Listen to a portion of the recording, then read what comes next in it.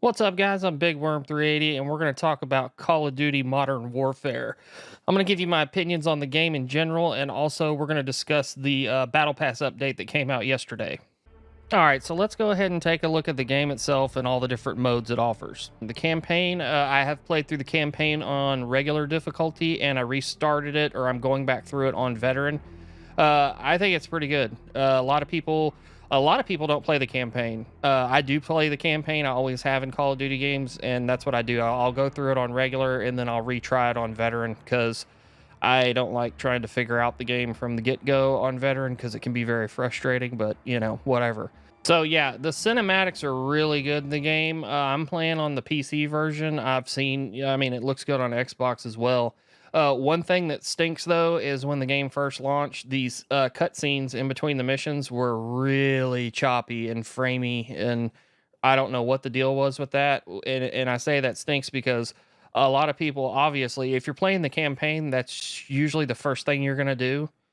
And so I don't know how long it took them to fix it. It took me a few days to make it through the game, and they were messed up all the way through. But I think they've worked on that, and it looked like that last one at least played pretty good. So hopefully it's doing it when you're actually in the game. I'm not sure, but yeah. So the campaign is good. It is quick. It's over fairly quickly, but it's real action packed and fast paced, and I liked it. Co-op mode. I don't know. If you've got 4 friends and you want to play this with them, then that'd probably be pretty good. You unlock a couple different operators that you can use in multiplayer by doing this. I don't know. I tried this in a private match with one buddy of mine, and you need 4 people. That's for damn sure. So they did add some new special operations to the list, so that's good. But yeah, I don't really have a lot to say about co-op just because I haven't played it much. But enough of that single player and co-op business. We all know that most people get this game to play multiplayer, so let's take a look at that. So, as with every Call of Duty that comes out, there's been some controversy with this one. Nothing new, really. Every time they bring out a new Call of Duty and they try to change any one thing, people that don't want the change, they all come out with their pitchforks and, want to undo it. The funny thing is, I really like this Call of Duty. I haven't bought the last probably 2, 3, maybe 4 Call of Duties just because I got burnt out on them and I had switched to Battlefield 4 a while back. Call of Duty is more, I guess, you would call it arcadey. It's more of a esports type of shooter, I guess you would say, than Battlefield. Battlefield's a little more realistic. That's what I kind of lean towards. But this game, when it first came out, was a little more of a mix of Battlefield and Call of Duty to me, and that's why I really like it. It's kind of funny. A buddy of mine that I've been playing with mostly, we both quit playing Call of Duty at the same time and both got back into this one, and we both really like it.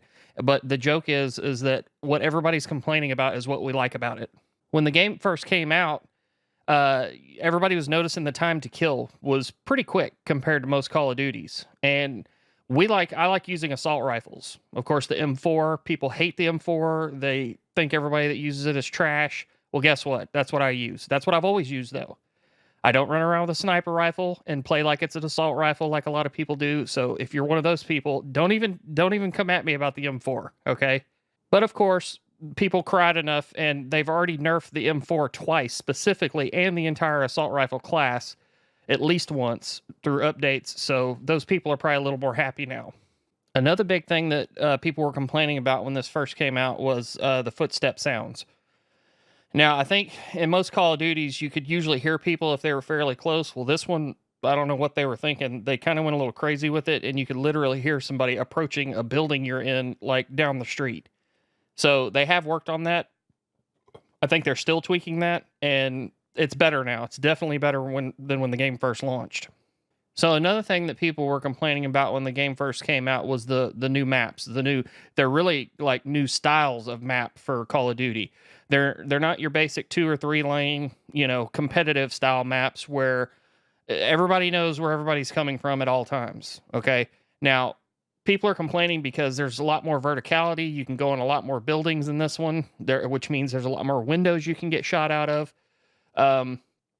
It's kind of I see both sides of it. I like it because, for one thing, Call of Duty has never had really big maps. a lot of Call of Duty players don't want big maps. They want little small 3-lane maps where everybody knows where everybody's at. I don't know. To me, this style of map is more fun to me. People are trying to say, oh well, people are this forces people to play slower and there's more campers. I don't really think there's more campers. I think the style of map does make you have to be a little more cautious. I don't think just because people are moving slow doesn't mean they're camping. And with the 3-lane competitive style maps that everybody are saying they want, I mean, that's all people do. They sit on one end of an alley or a street and they camp it. So I don't think, I don't know about that. And probably the biggest thing that people are complaining about is the way they implement skill-based matchmaking in this game. Now, the way it's supposed to work is you play and you based on I think a lot of it has to do with your KD. And based on your KD, that is what determines who you get put with in the next round, more or less. It's got to be more to it than just your KD, but from what I understand, your KD does play a big part in it. So a lot of these people that play this all the time, and the tryhards, they don't want skill-based matchmaking. They want it to be totally random, so they can be the top dog in every match and go in and just shit on lower skill players. I can see both sides of it. I don't think skill-based matchmaking in and of itself is a problem so much as the way it's implemented in this game. I don't think there's something about it that's weird. Sometimes I'll go into any game type. I'll go in and I will dominate. I'll be top of the leaderboard on my team. We'll win. I'll go 30-3. But then the very next round, same game mode, could be a different map, could be the same map. I'll get shit on. So I don't know. It's weird how it does it. It's like you do good and then you get put in with a lot better players. It's not that they're matching you. They're just throwing you in with better players in general. So yeah, it's weird. Okay, so something else that I really like about this Call of Duty, and this isn't really specific necessarily to this Call of Duty. They've had other things like this in the other ones, but like I said, I haven't played probably the last 3 or 4 of them. There's a lot to do in this one. So they have the missions and challenges when you go to barracks. And these, let's see, I think the last one they had was this one. Best of the best, I think, before the update. And then they added from, I think, Mode of Destruction, they added all these. And these are a lot of these are specific to the new, to the actual operators. So you got to be playing as those operators, and then you'll go through sets of different missions to get different rewards. So in addition to that, you've got daily challenges. This is every day. There's 3 challenges that you can do, which is pretty cool. You can pick up XP that way. And then, of course, you also have the weapon stuff. So a big one that people like to do is go for the camos. So, for instance, like on the M4, I told you this is my favorite weapon. You can go to camos, and each one of these different types, you unlock them as you level up the weapon. And within each of those, each one of these different types of camos has a specific challenge. Like the topo one is mounted kills, and you'll have several levels that you have to climb to finish out and unlock all the camos for it. Once you unlock all of these, you go to the completionist one. You get gold on it, okay? Now, once you get gold on every gun of that weapon class, you unlock platinum. And then, once you get platinum on every single weapon in the game, you unlock Damascus camo. I'm not going to get Damascus camo. There's no way in hell, because I'm going for platinum on assault rifles and SMGs, and that's probably going to take the entire time that I own this and play this game. So, but it's something else to do besides just going in and playing the game modes. And then, of course, there are the game modes. Every time they come up with an update, usually like they change this at least once a week, it seems like. They added Crash, the map Crash, so that's the new 24/7 play mode, and you can play this. You go to here and it's 6v6 and it's Mosh Pit. Mosh Pit meaning that there's multiple game types. I think they have Team Deathmatch probably, Search and Destroy, Hard Point, stuff like that, and it's just random, but it's all on Crash. Reinforces the new game mode that they have with the update. Capture points to revive fallen teammates. Taking all points will win the round. So there's 3 points to capture. I've only played 2 rounds of this, and just like it says, whoever dies and then you capture another point, then you come back to life. And so it's a fast pace, and there's a little strategy involved too. Gunfight, this is a popular one. It's okay. I'm not the biggest fan of it. It is kind of fun. It can be very frustrating though. Right now it's 2v2, and you just go in. It's random weapons, but both teams have the same weapons, so nobody's at any particular advantage. And they change throughout the 6 rounds. I think you got to win 5 or 6 rounds. Ground War is the big one. This has got the big maps. I think a lot of people like this, and a lot of people don't. I mean, it's a big map, large scale with vehicles. It's kind of like Battlefield. I'm not a huge fan of this, specifically because of the way the shooting works in Call of Duty. This is more suited to a game like Battlefield that has actual ballistics and not hit scan shooting. Hit scan shooting is what Call of Duty uses. It's if your cursor's on them and you pull the trigger, no matter how far away, what direction they're moving, it's a hit every time. So this gives a big advantage to snipers at a long distance, which that's fine, whatever. I just don't play it. Then you have the realism mode. This one seems to always be in NVG mode, which I'm not a huge fan of. But it does have the minimal HUD, standard health, and increased headshot.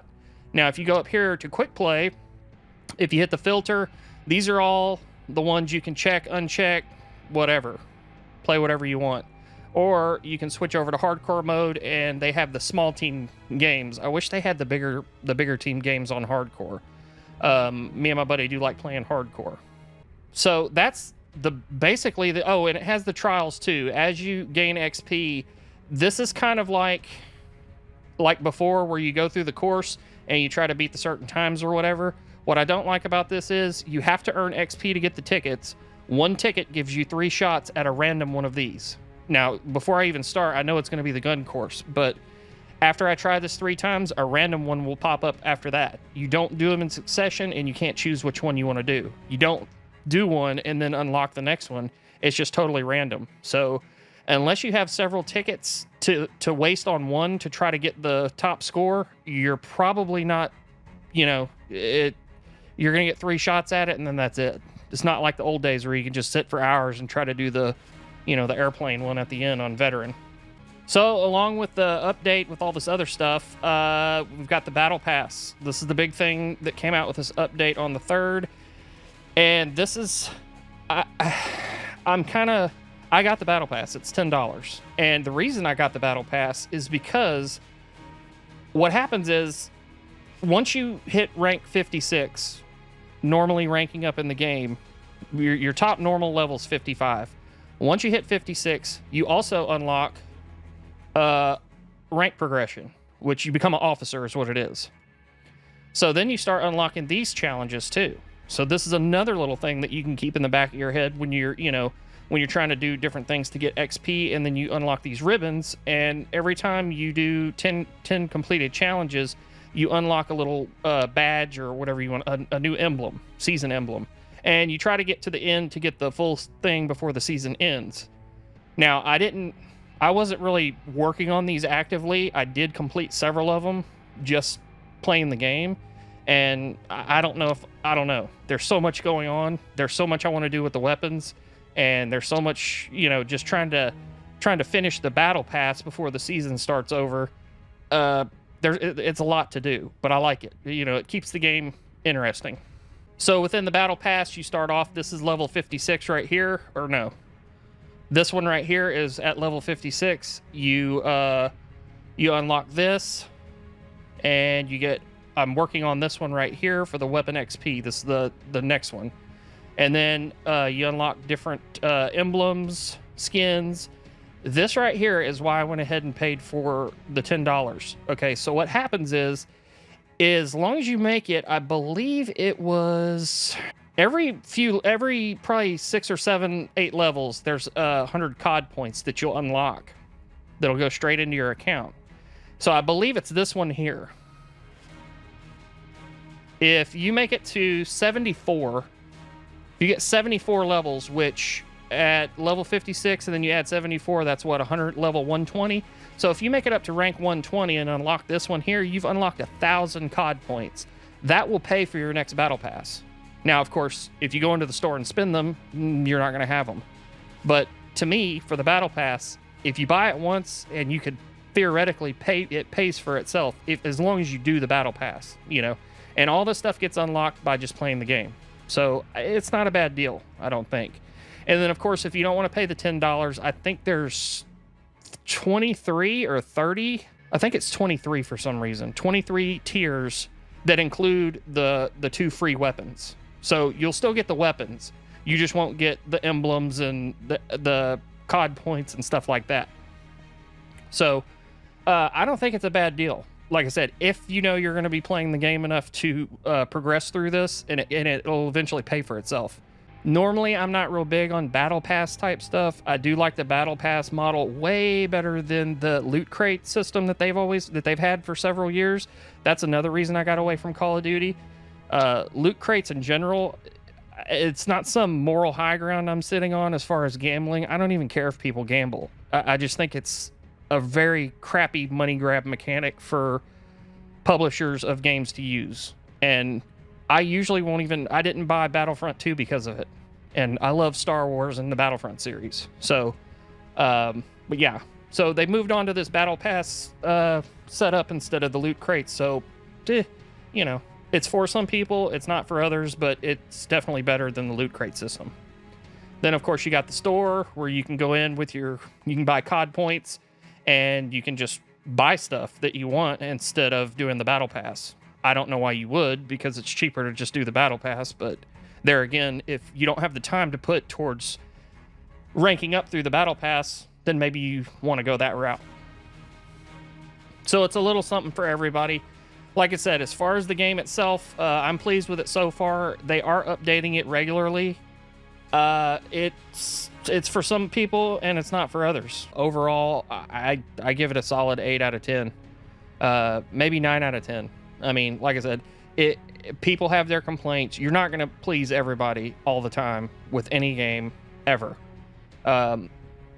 They took a chance and changed some things up, made some different types of maps, and I like them. A lot of people don't, but I don't think you're hearing. You really only hear the people that are complaining about the maps. You're not hearing really the people that like the maps. They just play the game and enjoy it. So I'm sure there's a lot of people out there that would agree with me that the maps are pretty good. It's the way people play the game is what people are complaining about, not really the maps themselves, from what I can tell. So anyway, guys, that is going to do my review of Call of Duty and the newest update with the new Season 1 Battle Pass. So yeah, get out there and play it. I'll see you out there. I hope you enjoyed the video. If you did, I will see you in the next one. Later.